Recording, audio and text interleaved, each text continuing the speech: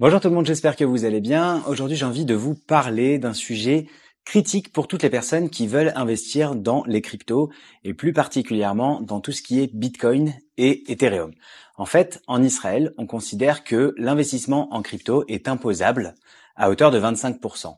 Et lorsqu'un Olé Hadash, donc une personne qui se trouve dans ses 10 premières années d'Alia, investit dans du Bitcoin ou de l'Ethereum, s'il investit dans le token en lui-même, eh bien la position du fisc israélien n'est pas encore tout à fait claire.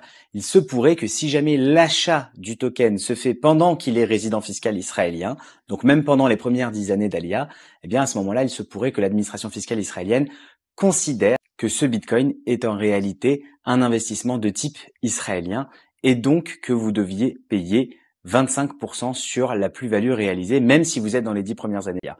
Une parade ou un petit conseil que je peux vous donner si vous voulez investir, vous êtes full Bitcoin, vous y croyez à fond, eh bien dans ce cas-là, au lieu d'acheter du Bitcoin en direct, achetez plutôt un ETF de la société BlackRock qui a pour mission de suivre exactement les performances du Bitcoin.